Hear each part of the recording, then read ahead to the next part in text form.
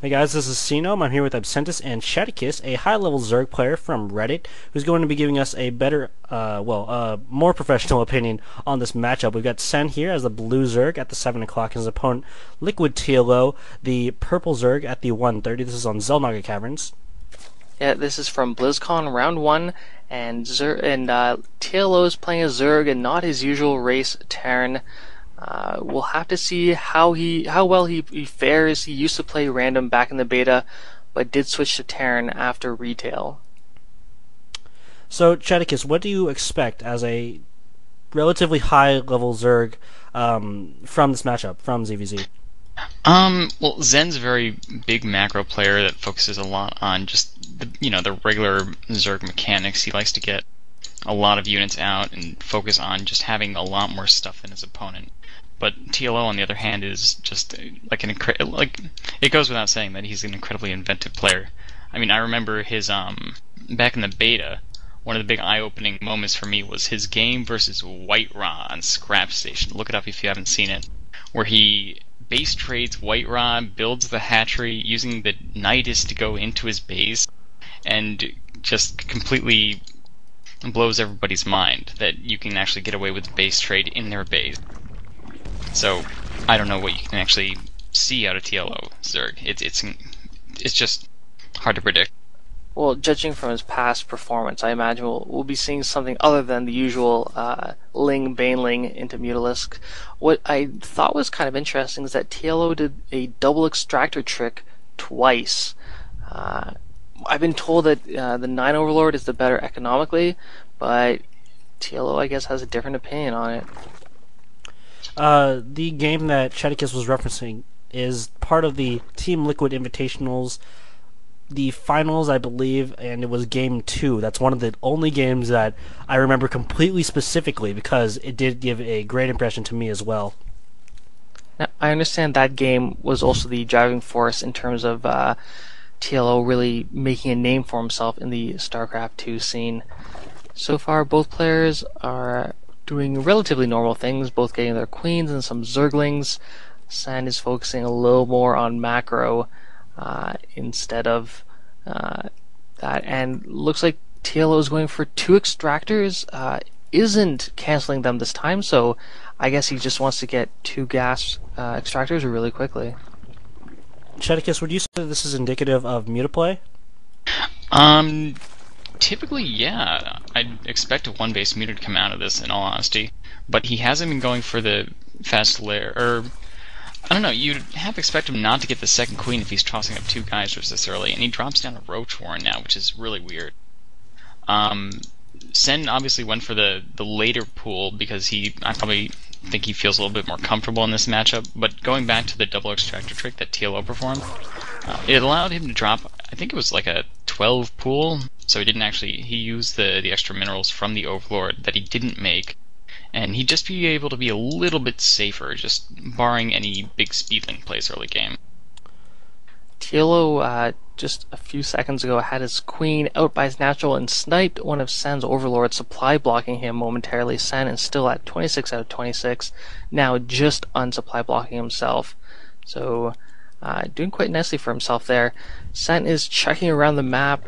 He's just on the right side of the map right now with Zerglings. I guess he's trying to avoid being detected by that watchtower if anybody was actually there, or just looking for maybe a proxy hatchery. He's now speed kicks in and he's checking out his opponent's natural. Yeah, he's not going to get up, especially with those 2 queens there. And it's worth mentioning that Sen did take his expansion.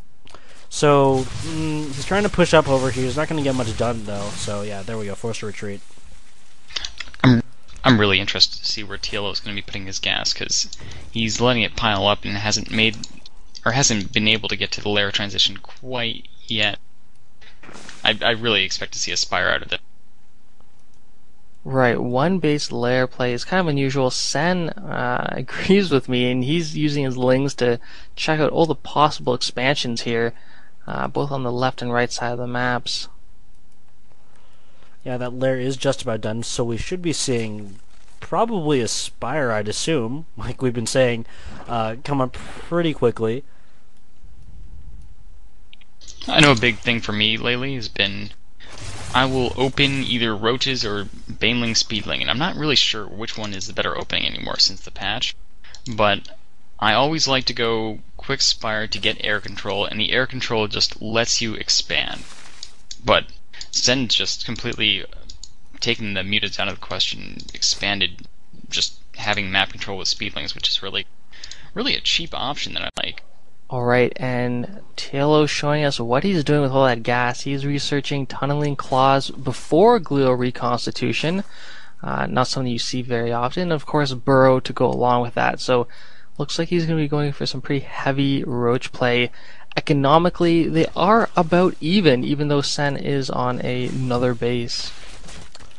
Yeah, so looks like the little one should be. He's got a decent mass of roaches. He's going to be able to defend any attacks that Sen sends his way. Sen just throwing down a few spine crawlers, making sure that he can get his natural up a little bit faster. And we've got an infestation pit really quickly coming here from the little one. Yeah, that's peculiar. Now he's pushing out with all of his roaches. Gonna force all those lings to run away, but oh, they're gonna be doubling back. Going up the ramp, there are 2 queens though and some zerglings to help defend. Transfusion going down, keeping alive both queens, and forcing those lings to retreat. Yeah, meanwhile we do have the roaches barreling down from the little one. Sen is going to be okay. He did get a roach warren of his own a while back, so he's got a small roach force, and with those spine crawlers he should be able to hold this. He's even bringing off his 3 queens. The roach is now engaging with the spine crawlers and the little one's roaches, but burrowing, very nice. And I don't think we have any. No, we don't have any detection from Sen. He's only now getting the Solaire up, and it's still about 5 seconds away. And plus that time to morph its overseer. There we go. The little one trying to doing some decent burrow micro there, and looks like he will just harass his drone line for now. Yeah, he's at the natural, that one spine crawler just finally being able to reroute, come back in, but no overseer yet, and those roaches are going to be able to escape through the line of sight blocking shrubbery. Oh yeah, there we go. Just about making it close enough. Yeah, Sen kind of giving up on that. He does now have an overseer, and we've seen the pathogen glands being upgraded. Well, just finished upgrading for the little one, so we should be seeing infestors pretty soon. Now, TLO now just finally expanding. Sen, he does not have. Alright, he catches the lair. 2 queens and only a few lings. TLO's forced to cancel the hatchery, but being persistent, Sen comes right back and targets that hatchery. He really wants to deny TLO from having a second base, and TLO now is going to be bringing back all of his roaches, going to be able to defend now. Yeah, definitely. So, let's see. Sen thinks that he has an advantage right now because he did get his second base earlier. He was able to deny this one from the little one for quite a while, and he doesn't know that there's any infestors yet. He does know that there's tunneling claws and burrow, but yeah, Sen gonna come in here and just be forced to run away. And now he did scout the infestors. So, what do you think he's going to reply, or how do you think he's going to respond to these infestors, Shedicus? Well, I've been a huge advocate of big infestor play lately. I honestly think that late game Zerg is going to turn into like mass roach versus mass roach, maybe with a mix of hydras or banelings, and just heavy infestor play, big infestor micro, because the fungal growth. Basically, it has so many hidden effects that people don't think about. It reduces the concaves that your opponent can get on you and lets you get just bigger arcs. Honestly, if I was in Sen's position, I'd just be getting my own infestors up. I'd respond to infestors with more infestors. Infestors are so good. Now, oddly enough, he just seems to be massing up on roaches. He does have. Well, I mean, he's only 1 harvester ahead of TLO, so economically, only ahead for the moment because TLO was long distance mining for a little while. But now that that's over, he's got several infestors that are gaining energy rapidly, and also has a couple spine crawlers now. He's going to be actually moving to better protect his natural. Sen, in the meantime, just creeping up, and he's got a lot of roaches over here. He's even moving a few spine crawlers for whatever reason. Yeah, I was going to mention that. It's a little unique. Presumably he's going to want to put those down as offensive spine crawlers, but that's gonna take a really long time for him to get over. The roaches are already there. It looks like he might be poking with them. I think it's very interesting to note that Sen has yet to take his 2 gas geysers, the natural, trying to indicate that he's going to be pushing for a big mid-game push. Yep, he's bringing up a lot of these roaches now, and even the spine crawler is still just kind of crawling, barely moving. They will get there eventually. Nice fungal growth going down that huge clump of roaches.